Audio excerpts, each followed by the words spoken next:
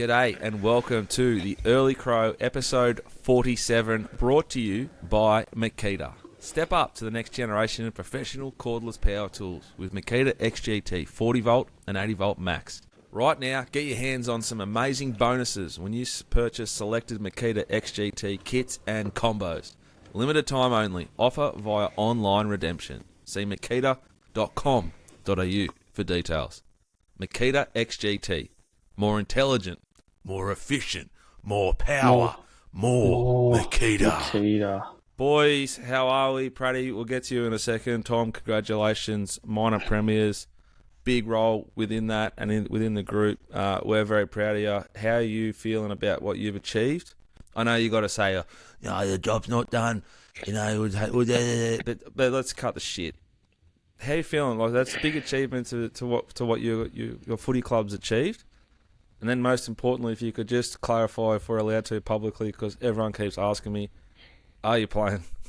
Are you going to be right to play? Because I just keep saying, I don't know. Yeah, it's big. It's obviously one step of the way. You got to get there and make the finals, and to have a home final and set us up really nicely was good. We've been the best team all year, and it was nice to get that reward as top spot. But as you say, the job's not done yet, mate. And we'll go to the SCG on Saturday arvo against the Giants, which is I think great for New South Wales and footy. It's just growing at the moment, and this is going to make it massive. And I can't wait to play them.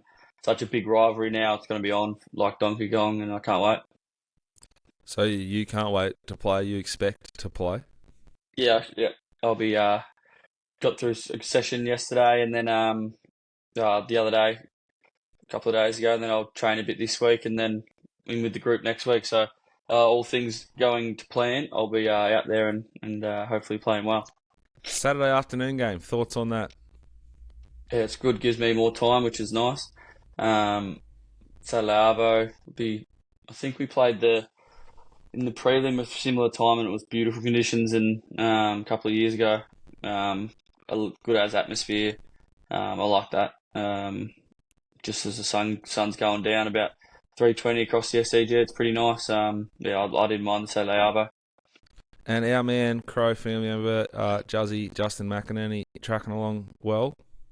Yeah, he's tracking along well. He's sort of at the same stage as me. We're both training together and doing the ticking each box as it comes. So it's always nice to tick them together, and hopefully no hiccups along the way, and he'll be ready to go as well, I reckon.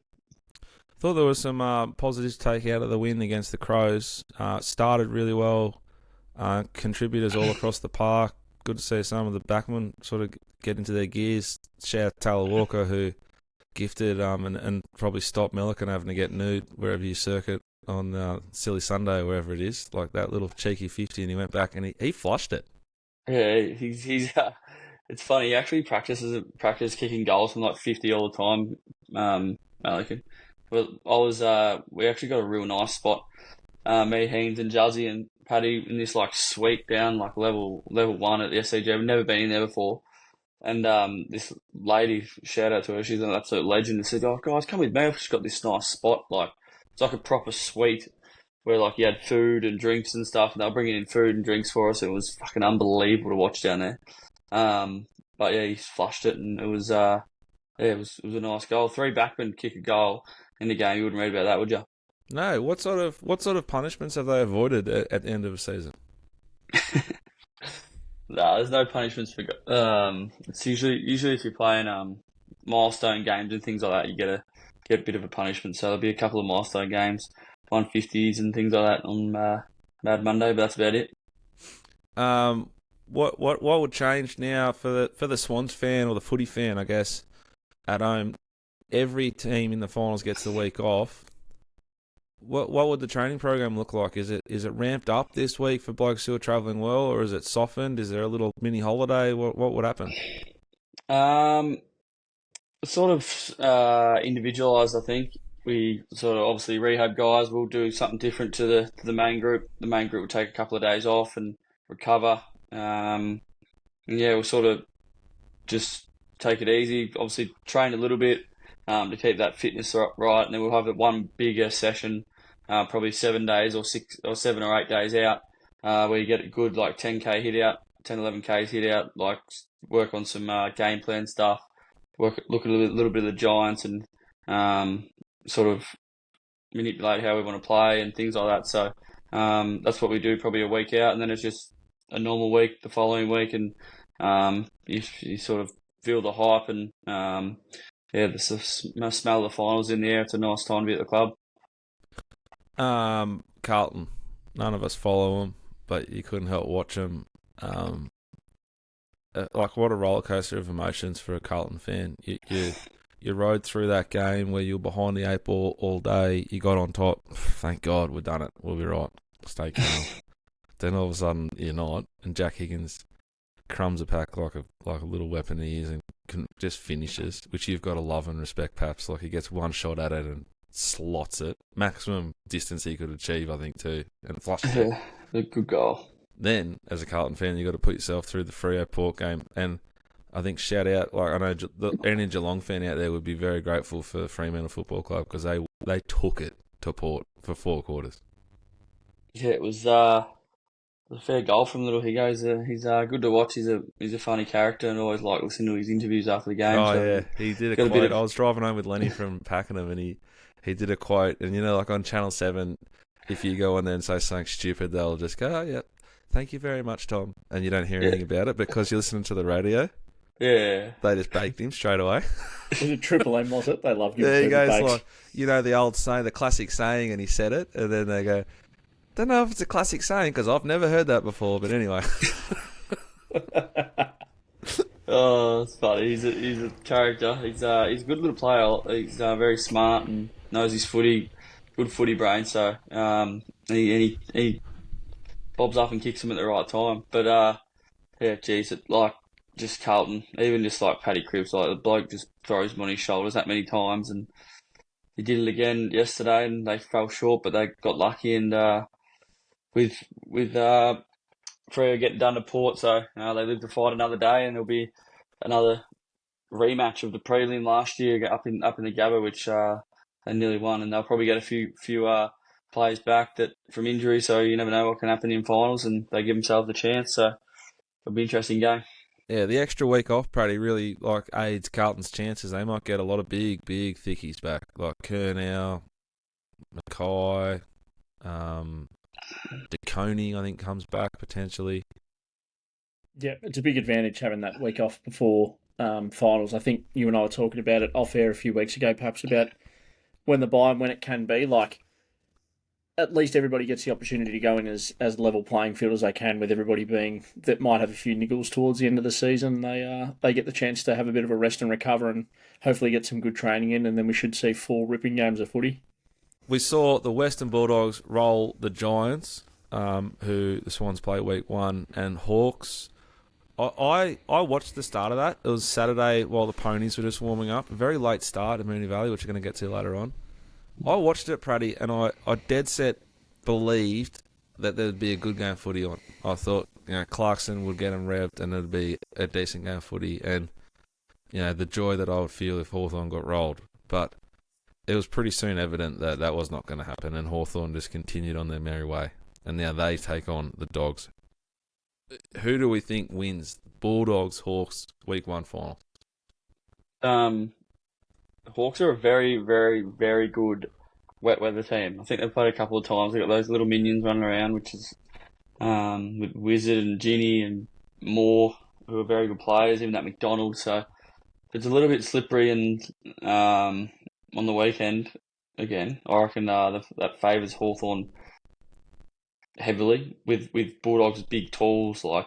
It slows down their big, thick forwards, and okay. So it'll be interesting what the weather does. But it'll be a great game. I wouldn't have a clue. You just don't know who's gonna win these days. But it's gonna be, it'll be a good game. It's probably the game of the round. It'll be good. I'm looking forward to watching all the finals. I'll watch every single one of them, I reckon, and sit there and enjoy it for sure. Royce?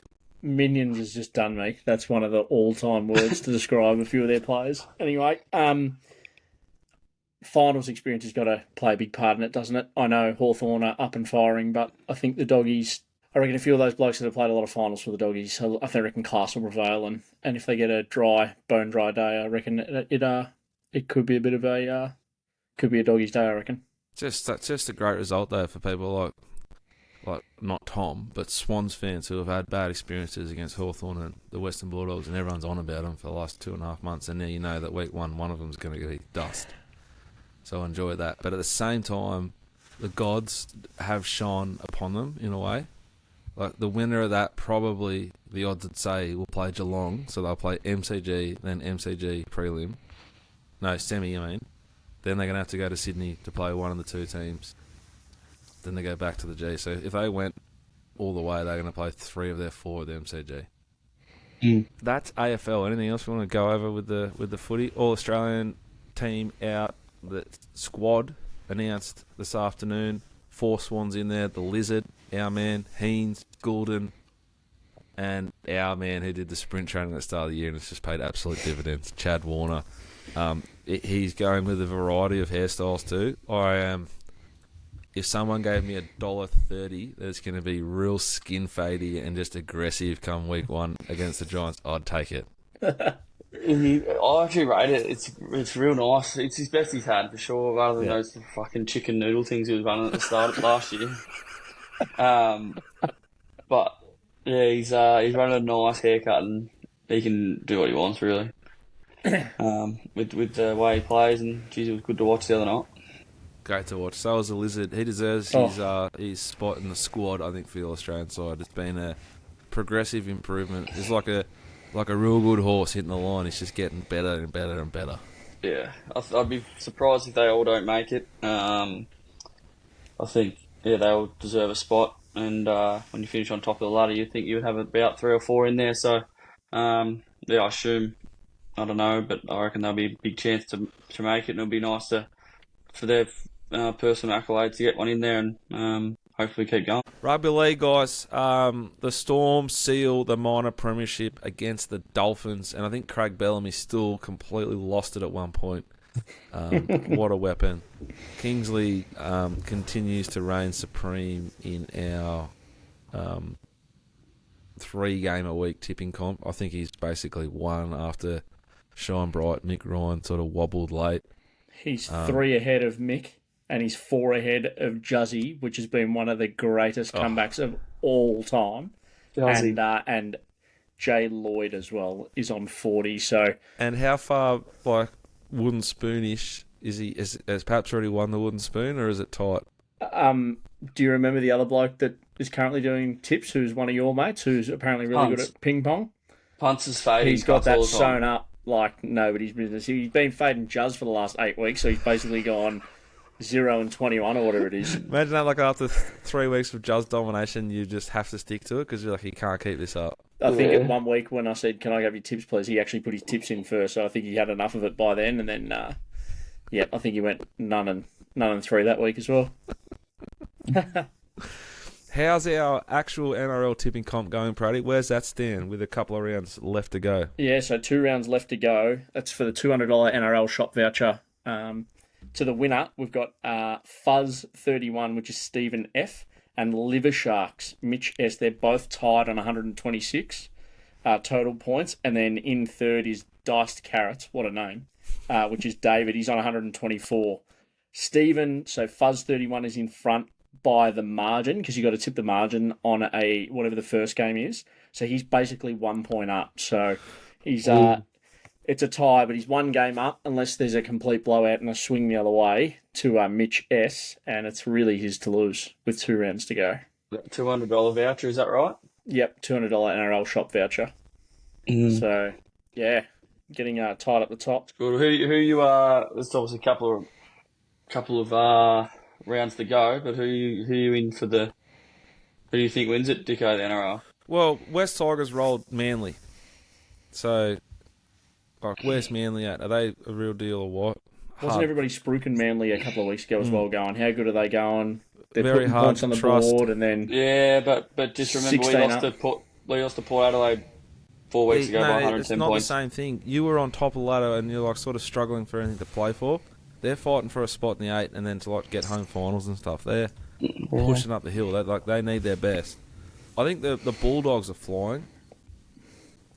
Bulldogs, yeah. If you want to get technical, what's his name? Gus Gould. He's obviously not a coach, but he's obviously got him going. Like he's had a big part in that club. So Cameron Serrato, the coach of the Bulldogs, I think that they are in a different way the same as the Hawks, perhaps. So they lack like a superstar fullback, a great 5'8". They've got a steady halfback, or he might be 5'8" now in Burton. But they're like real fit, real tough, real defensive. If it's wet and low scoring, they're suited in big games and they can roll. But if it's like a real dry night and they're up against the Panthers or the Storm or the Roosters, then that little bit of class and flair of the superstars will shine bright and I think beat them. So they're very much a weather team. Panthers going through the motions. They're very, very hard to beat, I think. And the Storm, I think it's all about the Storm. The Roosters, it's basically Roosters for me. Roosters, Bulldogs, then it's better. They're a mile behind the Panthers and the Storm. And I don't at all believe in the Sharks. Panthers need Cleary. They won't beat Storm without Cleary. But he's coming back, isn't he, Praddy? Is he? I believe so. He's coming back week 1 of finals or last round. Right. Yeah, so there's no way they'll risk him last round and come back week 1 of finals. That's NRL. We think it's the Storms to lose at this stage. Panthers' big players pending Nathan Chin Cleary returning for the week 1 of the finals. We're going to talk golf now. It was great to see if you kept a clear mind away from our betting schedule, our tipping page, and just enjoyed being Australian and watching one of the greatest ever do his work. And I'm talking about Adam Scott, who was 13 under after 2 rounds, finished 11 under, 1 shot back of the leader, Keegan Bradley, on quite a tactical deck if you're a good golfer. I think we'd be all right, perhaps, Praddy, because like you kind of can't get it into the bunkers where they get him into and stuff. But or the rough, I'd be fucked. It looked tough. But big old Scotty, did you watch any of it? No. The putter, man. There's like yippee-yi-yay. Pushing him left, pushing him right. Just scary, scary stuff. He played the best golf if he didn't have to putt by a mile. He's got beat by 1. He's back. And Mitchy Beer was all over him. I think he did he fill the card up with Adam Scott? Yes, he did. Yep, he almost did, except for the W. Got 2 out of 3. So what do you go? Outright, top 5, top 10? Yep. Almost got the hamburger with a lot. Oh. But he went bunless like Juzzy. I also got a message from a Scandinavian bot. There's only one bloke who can get the hamburger lot in the goal. Oh, here we go. Champ. I had a Scandinavian bot ask me, Praddy, what are you going to do now?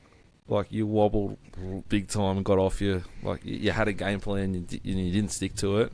Donuts this week, running out of time, running out of clock. Not running out of clock, there's still like 12 rounds, I reckon, to go. There's one less than there was last week when you There's one less than there was last week. I was reasonably happy with my selections. I was going to take them both as top 10, so that didn't work out anyway. So, yeah, I'm happy with my plan, mate. Yeah. So what is your plan? That's what we're asking. The bots want to know what's your plan. Yeah. Do you want to elaborate on the bots? Where's this coming from? Well, we'll get to the bots later on. We'll talk ponies, but you engage the bots like they think that you're like, oh, this guy's actually real and he's talking to us. So now they're interested in you. Yeah. Because you tag them in posts. Yeah. So, what are your plans for golf moving forward? We'll have to wait and see this week, won't we? Because this week is it the last week of the FedEx Cup this week, so there'll be a handicap start. So we need to work out what markets are available and what markets we're taking to start with. So that will be discussed, and we'll have to work it out from there. How far away is the President's Cup? There was a lot of talk about it on the coverage. I can look that up now. And are we including the President's Cup in our Early Crow Golf Club? I mean, you're asking Dan. Yeah, you're asking the wrong person. D Bowman's just taking the reins on. He's trying to win at Horsham today. Thankfully, D Houston put the horn on the horse, and the thing that was leading just veered right, and he just went straight up the rail, which was a pleasure. You'd have to ask D. Has there been a day this calendar year, that you haven't had a bet? I didn't have a bet today. I was just watching them. I just happened to know. So just like a good mate. Just it was a pleasure to watch him win one. I saw Dan put out a thing on Instagram. He had 2 horses run today, so I made sure I tuned in for both of them. So you're a good man. No, you gotta watch and cheer for people that are good to you. Good blokes. You just hope they fucking win. Not one little bet. Not one little bit. Yep, unbelievable. Tom, do you believe him? That's all I need to hear. If it was a Tuesday, there's no way I wouldn't have. But Monday, just go. It was an RDO Monday. When is the President's Cup, and are we doing it? That's a very good question. Yeah, did say that I'd look it up. Bear with him, punters. Praddy and I are dealing with being phenomenal fathers, and that comes at the cost of sleep. 24th it's just a little bit more September sluggish to the 29th.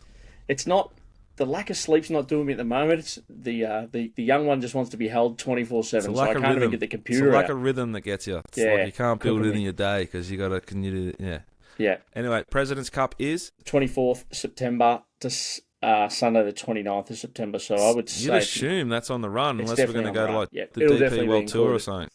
Yep, we'll have to see what horse trainer extraordinaire D Bowman comes up with. Yeah, okay. Stay tuned. Eyes on Ponies time, brought to you by CTW Excavations. They'll go where the big boys won't. They'll also probably be coming to my joint because decided to rip up the nature strip. So hopefully the Dim Kim, hopefully.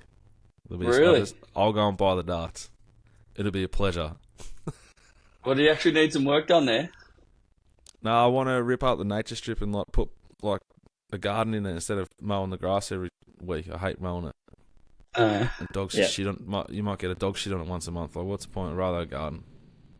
Fair enough. I'd prefer to. And then I told the next door neighbour we're going to do it together. Young bloke, and he said his old man goes, I could get an excavator, I reckon.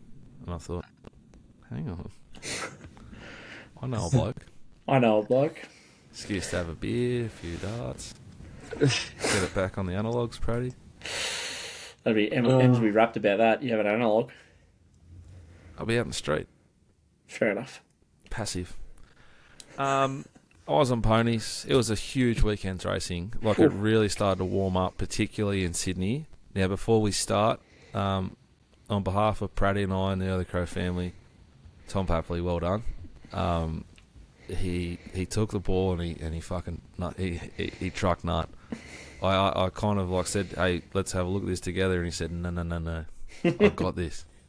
And I said, fine, I just want to be here to help. I want to know what you need.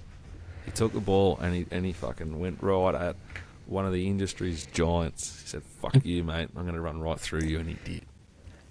We turned after week one well in front, thanks to a number of sound bets. I felt like the gods wanted you to win early. That was a big win. Amina, yeah. J-Mac. Yeah. The weight swing off Manal was a big factor there, I thought. I think I got 3 kilos off it, and that was the difference in the end.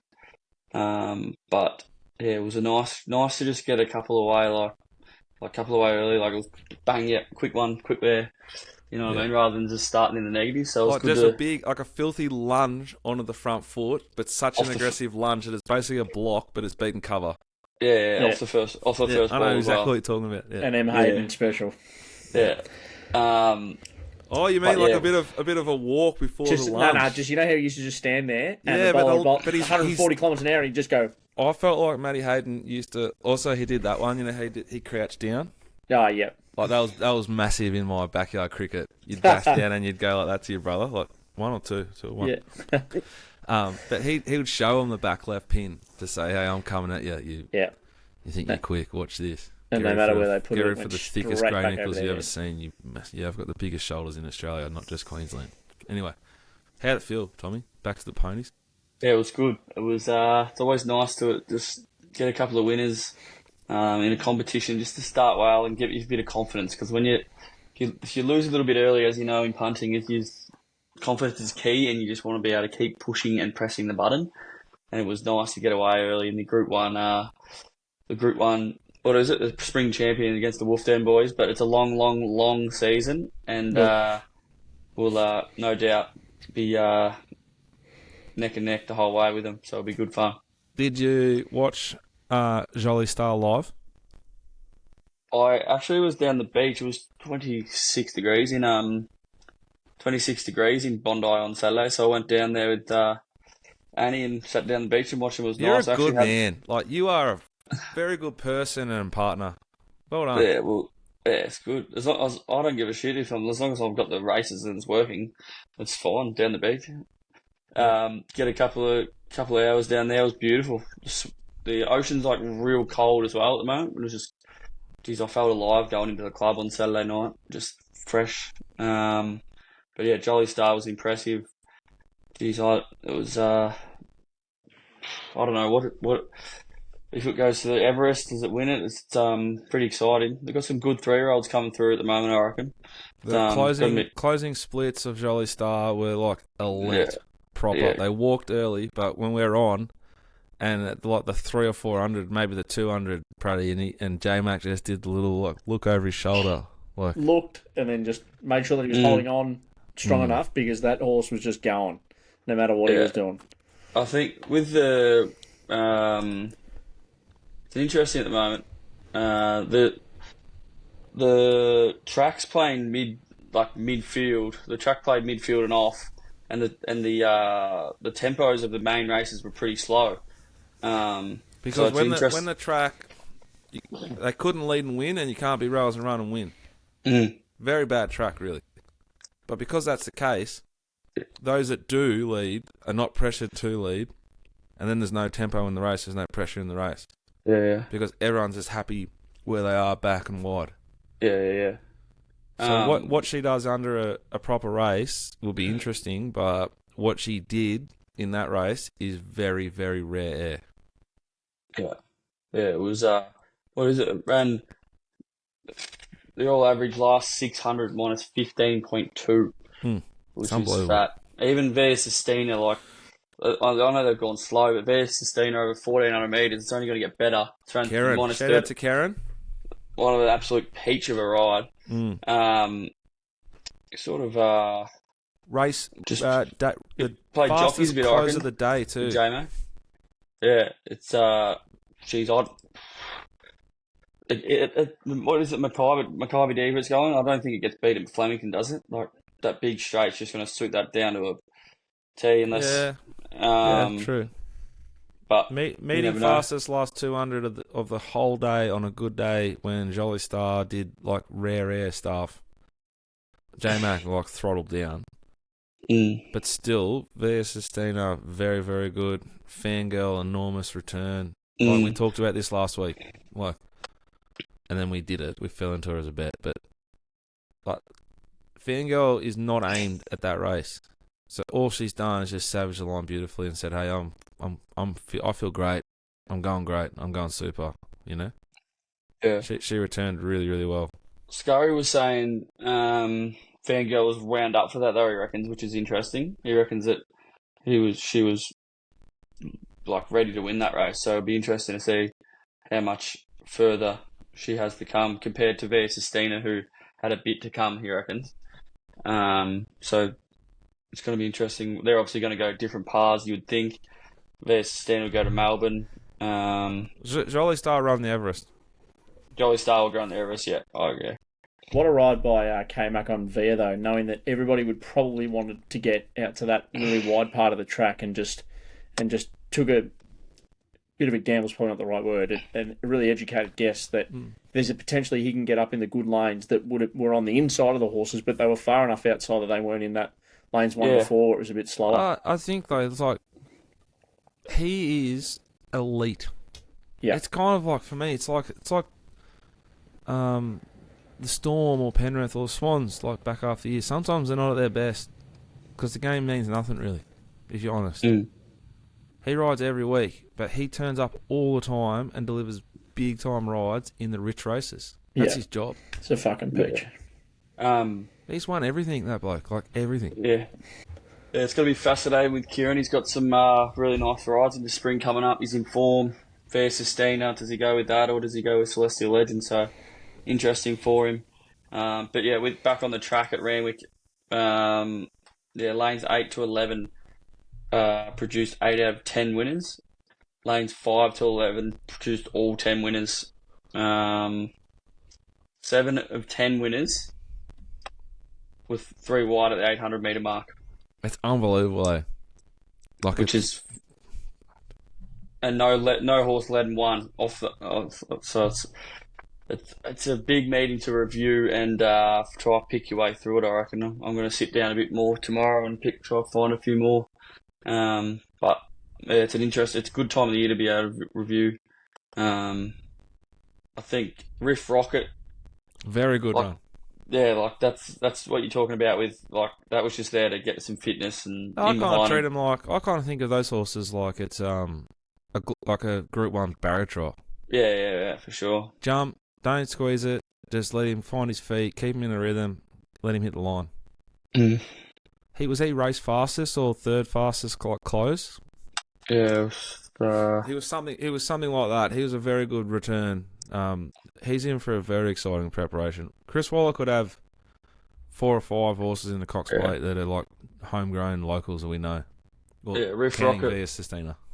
Riff Rocket fastest last 400 of the race, but I reckon in the last 200, 100 he sort of pulled it back a bit and just let it go through. So it's one to come out of the race for sure. Buckaroo. It's gonna be tricky for some of the bigger stables and owners in 2 weeks' time because apparently J-Mac and Karen have avoided rides from race 7 onwards. Because they're going to the footy. Yeah, they're going to footy. They're going to split paps, as they should. Just wondering where you're going with that. So there's an opportunity there for the lesser-known riders because my mail is that they're doing the right thing and they're going to get themselves the SCG. Anything else out of Royal Randwick? I thought Democracy Manifest run was huge, wasn't it? Behind Joliestar. Inside lane too. 100%. I thought that was enormous. First up. Flies first up. It's just got that racing pattern, which is actually working. It will go back all the time, but I think when you can find the right track and right race for it, it's probably a bit too deep for that race, but we'll see what happens. Moonee Valley. A very painful start for myself.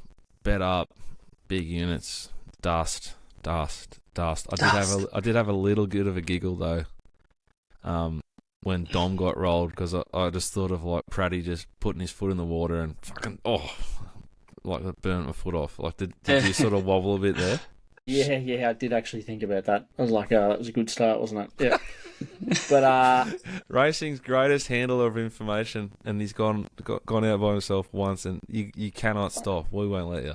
Yeah, no, I'm definitely not stopping. Don't you fucking worry about that. We spoke earlier today, Dicko, about the way the track raced. It probably wasn't suited, but the question is, did I am up that high now? That's the real question. It wasn't suited, but it still went really poorly. And the way the track raced in the lanes that was not an excuse for his performance. I'd say his preparation's likely over. So not a great start for our Victorian futures, but we take it and we'll keep on. We won't be beat long term. No. Stick with us. I'll keep on punching. Unfortunate for me because I put Dom into to win on the weekend into the thing in the Coolmore Growing Empire, so that bet's out the window. I have to find another one. Should have had a bit of rip roar into it. What about getting the quaddie, Dicko? Finally delivered for the positive out of the set. There's the nice to get a quaddie off the board with a $27 rolls operation in it as well. Very nice, mate. When's the last time you took a quaddie, Dicko? Stewie Maxwell might have been playing for the Swans. It's gold because and his old man is like, all good, mate. Got Dicko's quaddie. I'm like, fucking course he did, mate. It's such an older generation thing. I'm on the quaddie every week, but I don't do it. Like those numbers are bet, but it's not significant. It's what I call a fun bet. I don't. Yeah. I find them tough, but I hated the price that we made rolls. The model that I've built with Peter that perhaps it uses a bit. It's just so uncomfortable with the price of rolls. So that's obviously what's made it worthwhile, the quaddie. So thank God I decided to put that in. My brain was deciding. Yeah, do you want to know a story about that? Our man Juzzy took rolls out. Mate, he's so fucking dumb. I was like, mate, that's just obviously going to happen. Like, it's like a known thing, and you know not to take it. I've told you that so many times. You don't take a fucking thing out of the quad. He goes, mate, I know. I don't want to fucking know about it. You got 8 times your money, wasn't it? Or something? We should ring him and get him on now. Oh, he's a fucking. It's just like classic him. It was almost 10 times. 10 times the amount you put on, you got back. It was like 192 into about 1,800. So Yeah. That's all time from you, Crush. All time. He won't be listening. He's not on, but all time from you, Crush. Good, Bradley. Good. That's very good, Lee. Dicko Valley, Mornington Glory. Is that a chance to be proper competitive in the Moir if he gets a fast run race? It's a little bit like Joliestar, but a different level, like a lower level. Very, very explosive close. Versus the clock. We were so stiff in this race the way we bet it. Golden Boom was entitled to run a bit, finish just a little bit stronger, I thought. Then we get paid. We also get another a big edge versus the Wolf Den boys. And I thought Acromantula was a very good run for it missed the start, race over, but it went really well. So, I wanted to go a bit wider than the favourite because I was worried the track would be really tricky for it. The map was tricky. Gav's a mate. What helped us with Mornings and Glory was lane 1 was good, lane 2 and 3 were poor. They were softer for whatever reason, and lane 4 was actually kind of like lane 1. So if you watch a replay or watch a stewards, he hangs out in the better lane. Really impressive tactical stuff and execution by Ethan Brown, and made all the difference. Sam Duke got out in that lane late after missing the start. It was a good run. But definitely B, C graders versus what was in Sydney on Saturday. But I think it's in two weeks or 3 weeks. Friday night, probably the Valley. I think it's Friday night. The Moya Group 1 1,000 metre race. It'll be a fucking cracker. I think it's going to be 3-year-olds returning perhaps like Sydney 2-year-old last year into your Mornington Glories. The good sprinters are going to... Yeah, you might see Recommendation, who was really good earlier, a month ago. Always a great betting race, because it's such a tactical setup. Moonee Valley, it's high pressure. Who draws well, who gets that right run. Mornington Glory's going really well. He'll be a big player in that, but it'll come down to, does he draw like Barrows 3 to 7, or does he draw Car Park again? So. A great win, good horse, great training performance. Gavin Bedgegood, and unfortunately for us, it was just too good for Golden Boom, who was there and then just got done. Yeah, we're going to win for the month of August, but it's been tough work. I thought 3 horses you could take out of the meeting were Lavalier and Photograph for Godolphin, James Cummings. And a little sneaky one out wide. You need this thing to be back against mares and mares only. Rick's Cafe. Ready to win. Love it. Any others that you want to follow from New South Wales, perhaps? Apart from obviously the main ones, but I think the one that you said. Democracy. What was it? Democracy Manifest and Riff Rocket. Yeah, and Riff Rocket's the ones you sort of... away from the Joliestars and the Via Sistinas and the Fangirls. They're probably the 2. I thought Komochi was really good as well. 3 wide, no cover on speed. And fuck me, I cheered that home while it was good stuff, that. That's right. Yeah, little FaceTime. He's going off his head, and I'm getting Ted out of the car, and I'm like, here's Ems, It's like, I am. Oh, it was good. Mumbai Muse was as well. Oh, yeah. That's a nice horse. Muse, trialled really well, and then it got the shit part of the track, so follow that second up, I reckon. Get a fix? What's going on with it? Get it fixed. Back to back to earth on that thing. We're going to a Kembla Class 1 on Saturday. So I'm assuming we'll be starting reasonably pretty short if we're starting $8 against Autumn Glow and things like that. So we'll see how we go. Hopefully, maybe ride a little bit colder and hopefully let down. So we'll see what happens. Any chance of getting the big Palisade down the gong? Jeez, how far is it? I could. It'll take you an hour. Be 30 minutes to get through Sutherland, and then you just go down the... Jeez, it's a long way if it disappoints and doesn't win at fucking Kembla. I'll try to go to Pakenham on a Thursday when it's raining. On a Sunday. Yeah, true. Mailbag Bloodstock runners. We've got... when will this be out, P. Ruddy? Probably Tuesday afternoon.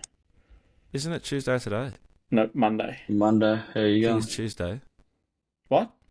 Are you right? Monday, bruh. It is. It's Monday. Fuck me.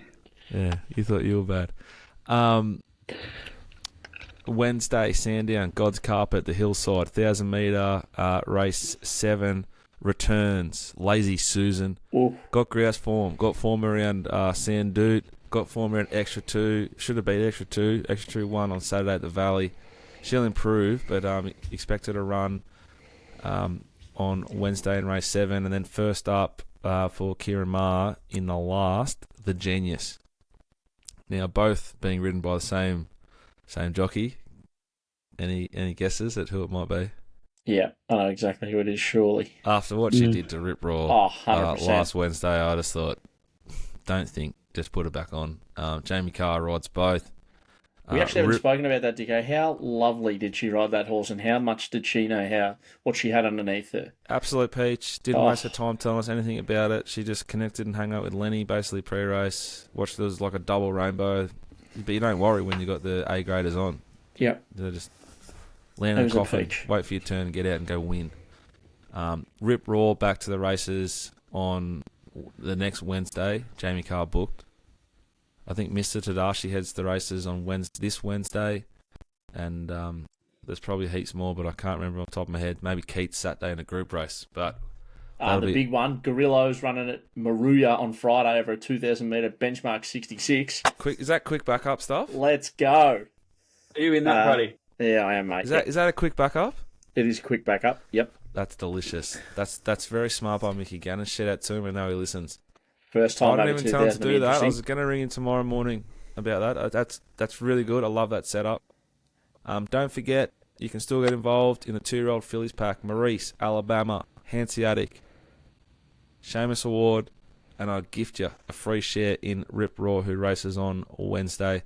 We'll be back on Thursday night. We'll probably hang on, even after the win on Wednesday, you're still giving away Rip Raw in that deal. Yeah, I'm a man of my word. Jesus. All right, I'm a man of my word. That's a great deal. It's a great deal. JONO, Jono at themailbag.com.au to get involved or find out more.